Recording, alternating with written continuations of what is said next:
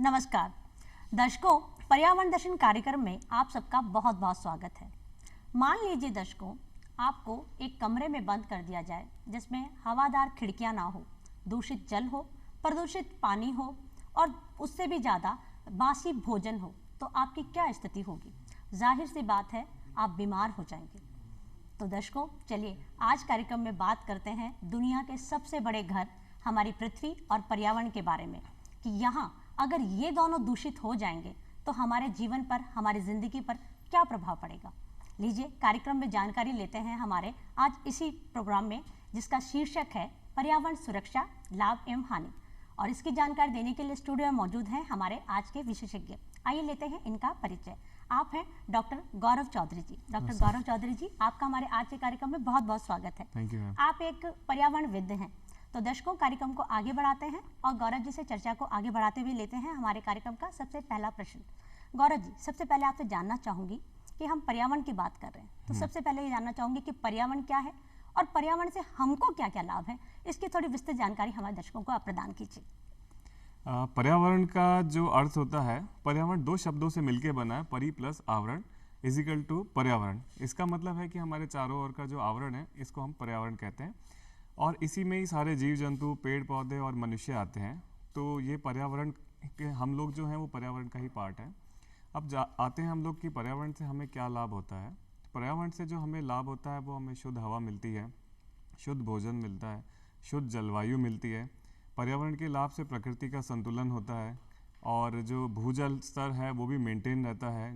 Global warming को जो पर्यावरण जहाँ संतुलित होता है वहाँ बहुत अच्छे से मेंटेन करके रखती है। और भी बहुत सारे लाभ मैम हमारे को पर्यावरण के संतुलन से होते हैं। अच्छा, जो भी आप जो चीज़ें बता रहे हैं कि इससे हमको भोजन मिलता है, पानी मिलता है, शुद्ध हवा मिलती है, यानी कि एक तरह से रोग मुक्त जीवन मिलता है और प्रगतिशील जीवन मिलता है, यही कहना चाह रहे हैं आप? बिल्कुल मैम, पर्यावरण के साथ रहेंगे, पर्यावरण के साथ जिएंगे तो हमारा जो फिजिकल बॉडी है, हमारा जो मेंटल बॉडी है वो बैलेंस में रहेगा। हम लोग बीमारियों से, मैं ये नहीं कहता है कि पूरी तरह दूर हो जाएंगे, बट हम बीमारियों से बहुत हद तक दूर हो जाएंगे और एक अच्छा जीवन जिएंगे। अच्छा, बीमारियों की आप बात कर रहे हैं, तो क्या पर्यावरण के दूषित होने से बीमारियां होती हैं या हमारे गंदे खान पान की वजह से बीमारियां होती हैं? मैम दोनों से ही होती है। और गंदे खान पान की बात करें तो गंदा खान पान भी हमारे पर्यावरण का एक पार्ट हो चुका है और पर्यावरण की वजह से जो डिस्टर्ब हमने किया है, आप देखेंगे कि हमारे भोजन के अंदर कितने सारे इंसेक्टिसाइड्स हम लोग यूज़ करने लग गए हैं और काफ़ी सारी जो खेती हो रही है आजकल वो सीवरेज वाटर से भी हो रही है, गंदे जल से हो रही है। और हम लोग जो गंदा केमिकल वाला फूड खा रहे हैं वो भी हमारे स्वास्थ्य को लेकर बहुत ज़्यादा इम्पैक्ट डाल रहे हैं, जिससे बहुत सारी बीमारियां देखने को मिल रही है। एज ए डॉक्टर मैं बोलूँगा कि मतलब जो बीमारियां लेट एज में मिलती थी वो स्टार्टिंग एज में मिलने लग गई हैं। जी, गौरव साहब, आपसे जानना चाहती हूँ कि पर्यावरण के लाभ क्या है, ये आपने बताया, ठीक है। हम क्योंकि पर्यावरण सुरक्षा, उसके लाभ और हानि दोनों पर चर्चा करेंगे। हाँ। तो पर्यावरण को आखिर नुकसान किस चीज़ से हो रहा है? क्या चीज़ें हैं, ऐसा मुख्य क्या चीज़ें हैं जिनसे पर्यावरण को नुकसान हो रहा है, उसकी जानकारी हमें दर्शकों को देना चाहेंगे आप? मैम पर्यावरण का जो सबसे बड़ा नुकसान जिन चीज़ों से हो रहा है उसमें एक तो हमारी आबादी है। हमारी आबादी का जो लेवल, जो स्तर जिस अकॉर्डिंग बढ़ता जा रहा है, दिन ब दिन बढ़ता जा रहा है, उससे हमारी जो डिपेंडेंसी पर्यावरण पे, हमारी शुरू से डिपेंडेंसी पर्यावरण पे ही है, तो हमारा उपभोग भी उस अकॉर्डिंग बढ़ता जा रहा है, जिसकी वजह से पर्यावरण को बहुत ज़्यादा नुकसान हो रहा है। हम लोग आए दिन जंगलों की कटाई हमारी जो है वो नियंत्रण में नहीं है, बहुत ज़्यादा जंगलों की कटाई है, पेड़ों की कटाई है, खनिजों का यूज़ जो हमारा बढ़ गया है, जिसकी वजह से पर्यावरण को बहुत नुकसान हो रहा है। हमारी पृथ्वी इम्बैलेंस होती जा रही है और अभी पिछले कुछ दिनों से देखा जा रहा है कि रेगुलर भूकंप के झटके आते जा रहे हैं।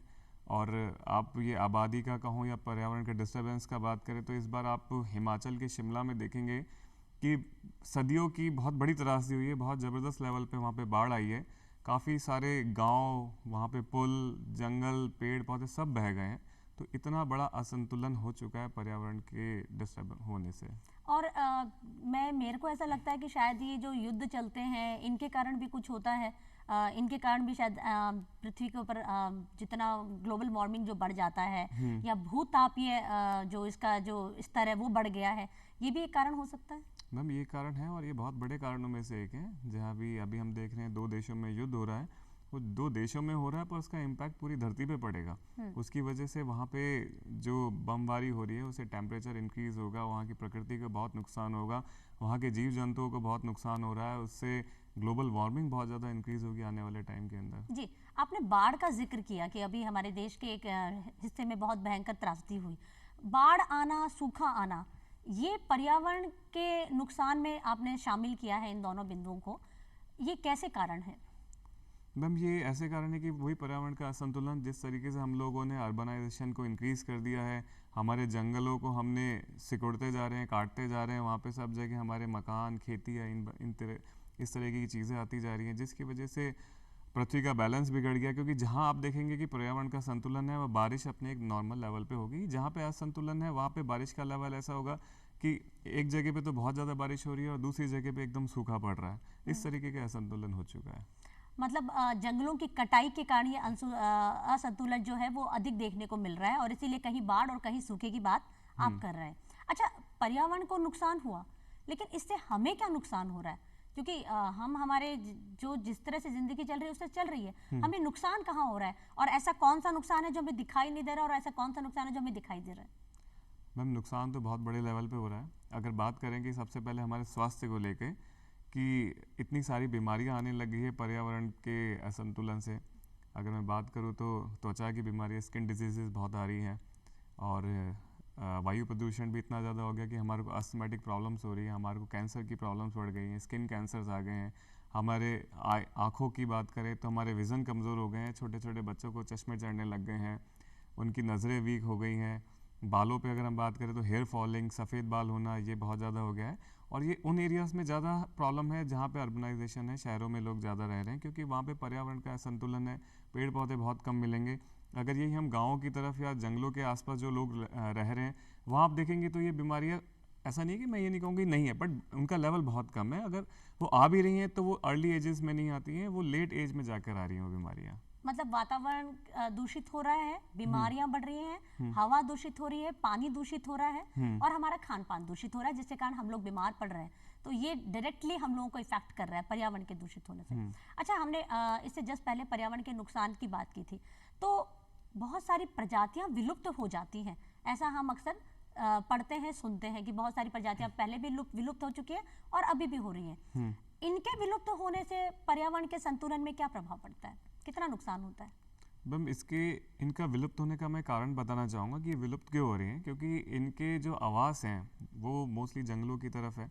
तो हम लोग क्या कर रहे हैं कि जंगलों को श्रिंक करते जा रहे हैं, सिकुड़ते हो जा रहे हैं, जंगलों की कटाई करते जा रहे हैं, तो इनके आवास नष्ट होते जा रहे हैं। इनके आवास नष्ट होने की वजह से इनको भोजन भी पूरी पर्याप्त मात्रा में नहीं मिल रहा है, जिसकी वजह से ये विलुप्ति के कगार पर आ चुके हैं। और मैं एक एग्जांपल देना चाहूँगा, जो GIB बर्ड है राजस्थान के अंदर, ग्रेट इंडियन बस्टर्ड, उसकी जो पॉपुलेशन है बहुत कम लेवल पे आ चुकी है, क्योंकि उनके आवास नष्ट हो चुके हैं।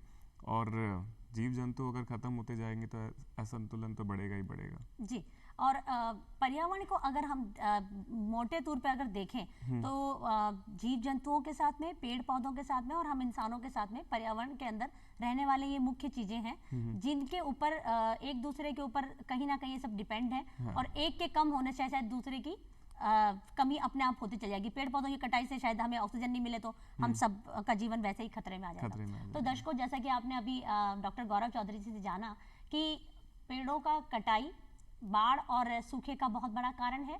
मिट्टी का दोहन, जो हम खनिज यूज करते हैं मिट्टी में, उससे मिट्टी की उर्वरा शक्ति का समाप्त हो जाती है, उसके कारण हमारा खान पान जो है वो दूषित हो रहा है। बहुत सारी ऐसी चीज़ें हैं जिन पे हमें ध्यान देना चाहिए और बीमारियां बहुत सारी बढ़ रही हैं हमारी ज़िंदगी में। तो इन सब चीज़ों को ध्यान में रखने के लिए हमें सबसे पहले हमारे पर्यावरण को सुरक्षा प्रदान करनी होगी। चलिए इसी से संबंधित मैं अगला प्रश्न लेना चाहूँगी डॉक्टर गौरव चौधरी से। डॉक्टर गौरव जी, पर्यावरण को नुकसान हमने समझा, हमें क्या नुकसान है हमने समझा, पर सबसे बड़ा नुकसान पर्यावरण को किस चीज़ से हो रहा है और क्या हुआ है, वो हमारे दर्शकों को आप बताइए। मैम सबसे बड़ा नुकसान पर्यावरण को जो हो रहा है वो आबादी से हो रहा है, क्योंकि जैसे जैसे आबादी बढ़ेगी हमारे उपभोग की चीज़ें भी बढ़ती जाएंगी, हमारी डिमांड बढ़ती जाएगी और डिमांड बढ़ेगी तो हम नेचुरली बात है कि हम स्टार्टिंग से बात करें तो हम पर्यावरण पे ही डिपेंडेंट हैं, आज भी हैं, कल भी थे और कल भी रहेंगे। तो हमारे डिपेंडेंसी की वजह से हम उसका उपभोग ज़्यादा करेंगे और पर्यावरण हमारा नष्ट होता जाएगा। तो भूतापीय ऊर्जा जो बढ़ रही है, हाँ। वो सबसे बड़ा कारण नहीं मानते आप? आबादी को कारण मान रहे हैं? भूतापीय ऊर्जा और ग्लोबल वार्मिंग जो है, मेरे ख्याल से ये दोनों चीजें ज्यादा हो गई हैं, तो शायद या आबादी के बढ़ने से इन दोनों का ज्यादा हुआ है। लिंक करते हुए बताइए मुझे। हाँ मैम, ये सारा बेजर जो फैक्टर है वो आबादी के बढ़ने से ही है, क्योंकि आबादी बढ़ने की वजह से वही सेम चीज़ को मैं बताना चाहूँगा कि हमारी पेड़ों की कटाई, जंगलों की कटाई बढ़ती जा रही है, जिसकी वजह से जो धरती का टेम्परेचर है वो इंक्रीज होता जा रहा है। क्योंकि जो सनरेज आती है उनको रोकने के लिए हमारे को पेड़ों की आवश्यकता होती है, और पेड़ हमने काफ़ी संख्या में काटे हैं, तो वो डायरेक्टली अर्थ पे आ रही है, जिसकी वजह से हमारा धरती का टेम्परेचर भी बढ़ता जा रहा है, हमारा ग्लोबल वार्मिंग भी इसी की वजह से बढ़ता जा रहा है। अच्छा, हमारा पारिस्थितिक तंत्र जो है वो भी कमजोर हो गया है, उसके क्या कारण है?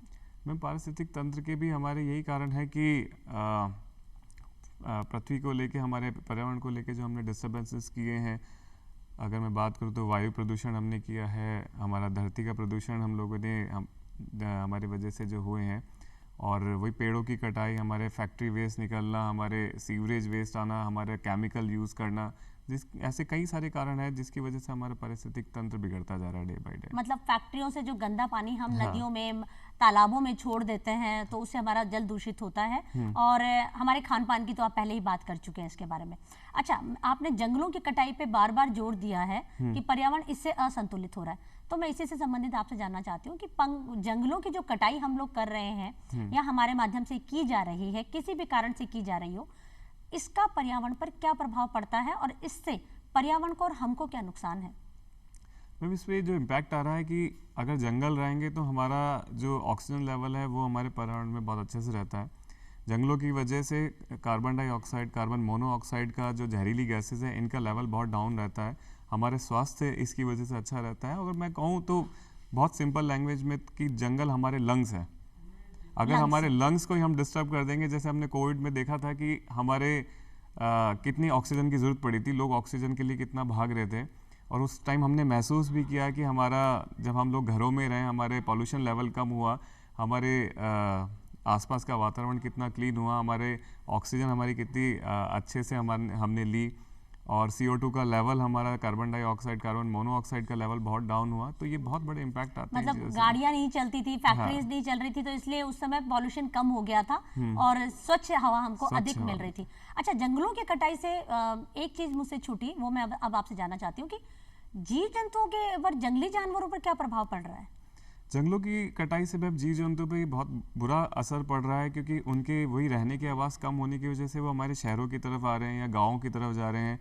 और कई बार ऐसा भी देखा गया है कि गाँव और शहरों की तरफ आने से कुछ अटैक भी होते हैं जानवरों के, और उनके आवास नष्ट हो रहे हैं, तो उनको अपना भोजन ढूंढने के लिए बाहर निकलना पड़ता है, अपना घर ढूंढने के लिए बाहर निकलना पड़ता है। तो ये सारे इम्पैक्ट इन पर आ रहे हैं जानवरों पे।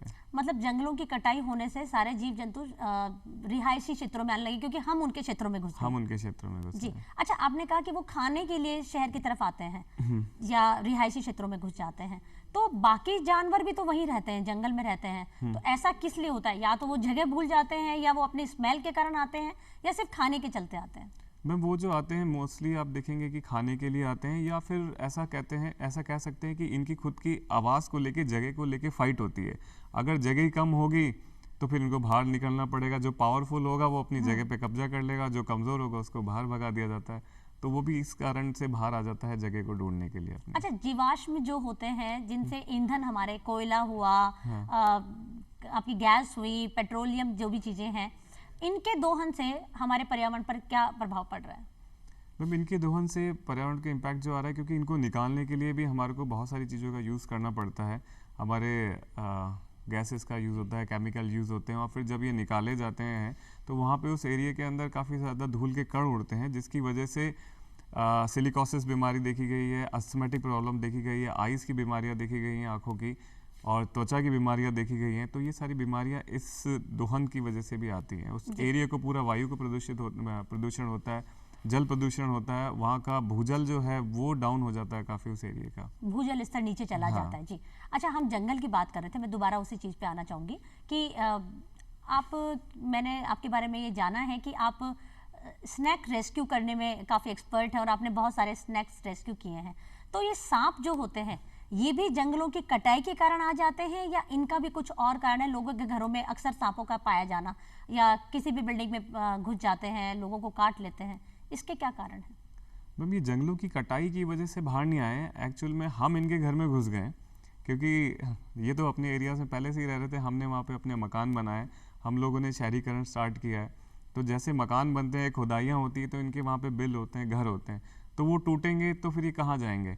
तो अल्टीमेटली क्या होता है कि फिर वो घरों में घुसते हैं, वहाँ पे घरों में ये चूहे खाने के लिए, मेंढक खाने के लिए या छोटे मोटे कीड़े छिपकलियाँ खाने के लिए घरों में घुस जाते हैं, जिसकी वजह से कई बार गलती से मतलब किसी का पैर पड़ गया तो स्नेक बाइट भी हो जाता है। अच्छा, मतलब ये अपनी सुरक्षा के कारण नहीं, हमारी गलती के कारण हमको काट लेते हैं। दोनों ही हो गया कि मैम, अगर हमें गलती से पैर पड़ा तो इनको असुरक्षित महसूस होता है, तो ये फिर वहाँ पे काट भी लेते हैं। अच्छा, काट ले तो क्या आप क्योंकि कार्यक्रम हमारे सुरक्षा से संबंधित भी है, हाँ। तो इसलिए मैं जानना चाहती हूँ बहुत छोटी सी चीज़ आपसे कि जिनके साथ हो जाता है उनके लिए बहुत बड़ी चीज़ है कि सांप अगर काट ले तो फर्स्ट एड के रूप में हम तुरंत क्या चीज़ कर सकते हैं तुरंत प्रभाव से? मैं पहले तो धन्यवाद देना चाहूँगा, आपने बहुत ही इंपॉर्टेंट क्वेश्चन पूछा है आज, और ये मैं चाहूँगा कि सब लोगों को पता होना चाहिए कि सांप अगर काट ले तो हमें क्या करना चाहिए। क्योंकि जैसे कि मेरा काफ़ी लंबा एक्सपीरियंस है इस लाइन के अंदर, 12-13 सालों का, तो लोग देखा गया कि लोग काटने के बाद क्या करते हैं कि झाड़ फूक में या देवी देवताओं के पास चले जाते हैं अपने इस ओझा वगैरह के पास। ओझा के पास, और जहर के असर को उतारने के लिए। तो वहाँ नहीं जाना चाहिए। इसमें सबसे पहला, अगर आपको बाइट करता है, जो भी रोगी है उसको सबसे पहले तो शांत करना चाहिए, एक जगह पे बिठाना चाहिए, क्योंकि देखा जाता है कि हम सांपों के बारे में ज़्यादा जानकारी नहीं होती है, और बहुत ही कम मात्रा में सांप जहरीले होते हैं, और हम सारे सांपों को जहरीले समझते हैं। समझना भी चाहिए, आम आदमी को अगर उसको ज्ञान नहीं है तो सारे सांप जहरीले समझने चाहिए। तो मोस्टली केसेस में क्या होता है कि जहरीले सांप नहीं काटते, नॉन वेनमस स्नेक बाइट करते हैं। तो हमारे को रोगी को सबसे पहले शांत बिठाना चाहिए, क्योंकि हमें नहीं पता है जहरीले ने काटा है बिना जहर ने काटा है। और क्योंकि डराने की वजह से क्या होता है कि जो रक्त का प्रवाह होता है हमारी बॉडी में बहुत जल्दी जल्दी सर्कुलेट करता है, जिसकी वजह से जो जहर है वो भी हमारी बॉडी में जल्दी सर्कुलेट करके ऑर्गन्स तक पहुंच के और रोगी के बचने के चांसेस कम हो जाते हैं। उसको बिठाएं, कूल एंड काम करें, उसको ना तो कोई भी ब्लेड का चीरा कुछ भी नहीं लगाना है, उसके कोई भी किसी भी तरीके का टॉर्निकेट नहीं बांधना है, ना ही खून को चूसना है, और ना ही कोई हर्बल मेडिसिन लगानी है, ना ही सांप को मारना है, ना ही सांप की फ़ोटो लेने में टाइम वेस्ट करना है। अगर सांप आपको दिख रहा है सामने, आप लेना चाहें तो फ़ोटो ले सकते हैं, बट उसको ढूंढने में टाइम वेस्ट नहीं करना है। आपके पास अगर गाड़ी है तो रोगी को गाड़ी में बिठाएं, पर ध्यान रखें कि अगर आप उसको गाड़ी तक लेकर जा रहे हैं तो उसका बॉडी का जो पार्ट जहाँ पे बाइट हुआ है उसका ज़्यादा से ज़्यादा मूवमेंट नहीं हो, उसका कम से कम मूवमेंट है। क्योंकि उस फॉर एग्जांपल अगर हाथ पे काटता है, हम इसको ज़्यादा से अगर हिलाएंगे तो क्या होगा कि यहाँ पे ब्लड का सर्कुलेशन बहुत जल्दी बॉडी के अंदर घूमेगा और हार्ट तक पहुँचेगा। तो इस हाथ को स्टेबल रखना है और हार्ट के नीचे, दिल के नीचे रखना है, और रोगी को आराम से गाड़ी तक लेकर जाना है, हड़बड़ाहट नहीं मचा के, और उसको हॉस्पिटल लेकर जाना है। अगर आपके पास गाड़ी नहीं है तो आप एम्बुलेंस को कॉल कर सकते हैं कि हमारे साथ एक ऐसी घटना हो गई है जिसमें हमारे को रोगी को अस्पताल पहुंचाना है, और एम्बुलेंस की आप फैसिलिटी को ले सकते हैं। और मैं एक और निवेदन करना चाहूँगा कि जिन एरियाज़ में स्नेक बाइट के केसेस हैं या सांप बहुत ज़्यादा देखे जाते हैं, तो आप अपने नियर बाय जो भी गवर्नमेंट हॉस्पिटल हैं, पीएचसी हैं, सीएचसी हैं या प्राइवेट हॉस्पिटल हैं, वहाँ जाके आप पता कर सकते हैं कि एंटी स्नेक वेनम की सांप के काटने का यहाँ पे इलाज होता है या नहीं होता, जिससे कि जब भी कोई ऐसा घटना हो तो आपको समय आपका ख़राब नहीं हो कि जाने में और पूछने में कि यहाँ पे सांप के काटने का इलाज होता है नहीं होता। आप तुरंत उस जगह पहुँच सके जहाँ पे सांप के काटने का इलाज होता है। ये हमें कुछ सावधानियाँ रखनी है। उसके बाद आप एक बार रोगी हमारा निश्चित हो जाए, उस डेंजर कंडीशन से बाहर आ जाए, आप जहाँ जाना चाहे उसके बाद जा सकते हैं। जी, मतलब हम देवी देवताओं को उसके बाद पूज लें पूज लें, पहले बिल्कुल। ना जाए। जी हाँ। और सबसे इम्पोर्टेंट चीज़ जो डॉक्टर गौरव चौधरी जी ने अभी बताई है कि कोई भी अगर जहरीला जीव जंतु अगर आपको काट लेता है, सांप अगर आपको काट लेता है, तो आप रोगी को अधिक हिलाएं डुलाएं नहीं, क्योंकि उसके चलने से या उसके मूवमेंट से ब्लड सर्कुलेशन के माध्यम से वो जहर पूरी बॉडी में फैल सकता है। तो दर्शकों, कार्यक्रम को आगे बढ़ाते हुए लेते हैं अगला सवाल डॉक्टर गौरव चौधरी जी से। डॉक्टर गौरव जी, अब मैं आपसे जानना चाहती हूँ कि पर्यावरण से हमको लाभ क्या क्या हैं, कौन से ऐसे मुख्य लाभ हैं जिनके बारे में हर इंसान को पता होना चाहिए कि अगर पर्यावरण को किसी तरह का नुकसान हुआ तो सीधा सीधा असर हम पे पड़ेगा। पर्यावरण से तो लाभ ही लाभ है जी। पर्यावरण तो आज तक हमारे को देता ही आ रहा है और हम उससे लेते ही आ रहे हैं और आगे भी उससे लेते ही रहेंगे, क्योंकि हमारे को अगर शुद्ध वायु चाहिए, अच्छा भोजन चाहिए, अच्छी जलवायु चाहिए, स्वास्थ्य चाहिए, तो सब हमारे को पर्यावरण से मिलेगा और उसको हमारे को संतुलित बनाए रखना ही पड़ेगा, क्योंकि ये हमारी नीड है, उसकी नीड नहीं है। अगर हमारे को अच्छा जीवन चाहिए तो हमारे को पर्यावरण को सहेज के रखना पड़ेगा। मतलब हम जो मैंने शुरू में कहा कि अगर हमारा घर, जिस घर में हम रह रहे हैं, अगर वो साफ सुथरा नहीं है, वहाँ गंदा पानी है, दूषित भोजन है, प्रदूषित वायु है, तो वो सब हमको इफेक्ट करेगा। तो इनडायरेक्टली अगर हम पर्यावरण को साफ सुथरा रखेंगे, अच्छी वायु होगी, अच्छा खान पान होगा, तो हम लोग स्वस्थ रहेंगे और हमारा जीवन अच्छा रहेगा। अच्छा, पर्यावरण को बचाने के लिए हर इंसान अपने घर में कौन से 5 ऐसे काम कर सकता है जिससे कि वो पर्यावरण को बचाने में मदद दे सके? ऐसी 5 चीजें आप मुझे बताना चाहेंगे दर्शकों के लिए? बिल्कुल मैम, बताना चाहूँगा कि मैम मैं अपने घर की बात करूँ तो मेरा घर बहुत वेंटिलेटेड घर है। मेरे घर पे कोई एसी नहीं है। अच्छा। और हाँ, मेरे घर पे मैंने बहुत सारे पेड़ लगा रखे हैं जिससे एक अच्छी हवा मिलती है। एसी की मैंने बात इसलिए की कि एसी भी हमारा एयर पॉल्यूशन करता है, पर्यावरण को दूषित करता है। और फ्रिज का हम कम से कम यूज़ करें। हम लोग बिजली, पानी को सही से इस्तेमाल करें। जैसे कि हम लोग कई बार क्या करते हैं कि एक कमरे में बैठे हैं और दूसरे कमरे की हमारी बिजली और पंखा चल रहा है, तो इसको हम कॉन्शियस लेवल पे थोड़ा सा कंट्रोल करके चलें। पानी का यूज़ उतना ही करें जितनी हमारी ज़रूरत है। शावर से नहीं नहा के हम लोग बाल्टी का यूज़ करें।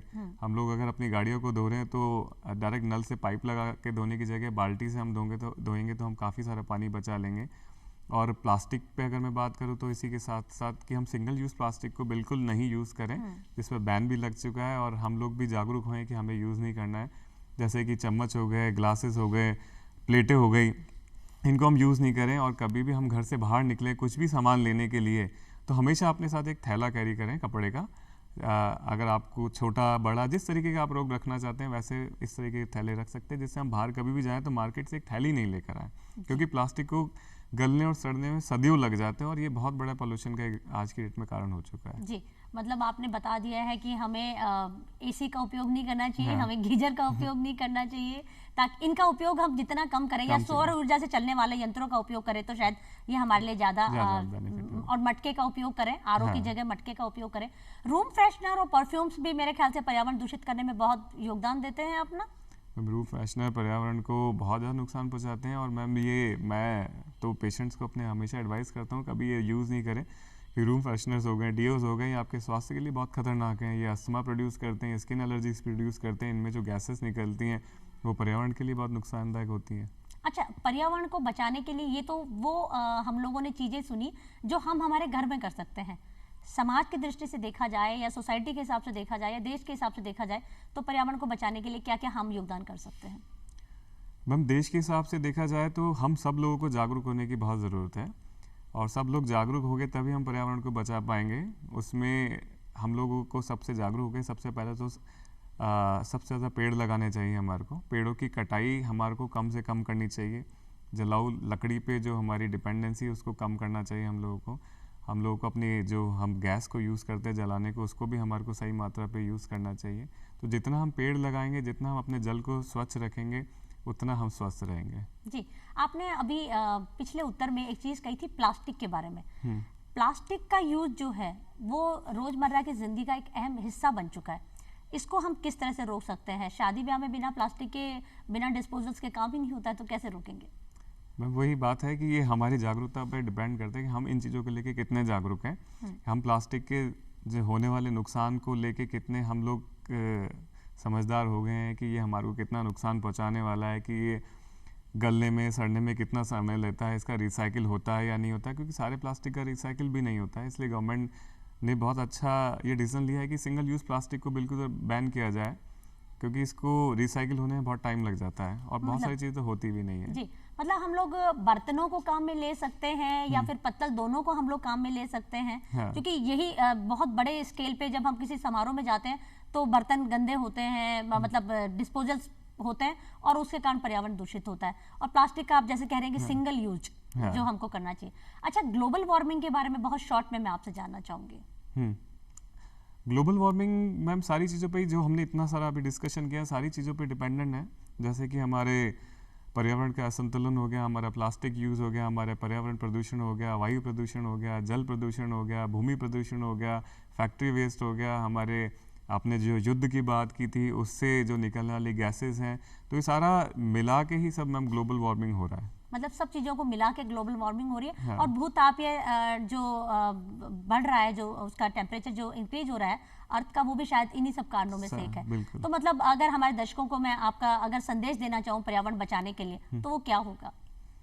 मैम मैं यही कहना चाहूँगा कि जीवन को आवश्यकता अनुसार जिए, इच्छा अनुसार नहीं जिए, क्योंकि इच्छाएं विनाश लेकर आती है और आवश्यकता आपको जीना सिखाती है। जी, आवश्यकता जीना सिखाती है। और आवश्यकता के साथ में अगर एक चीज और भी कही जाती है कि आवश्यकता आविष्कार की जननी है।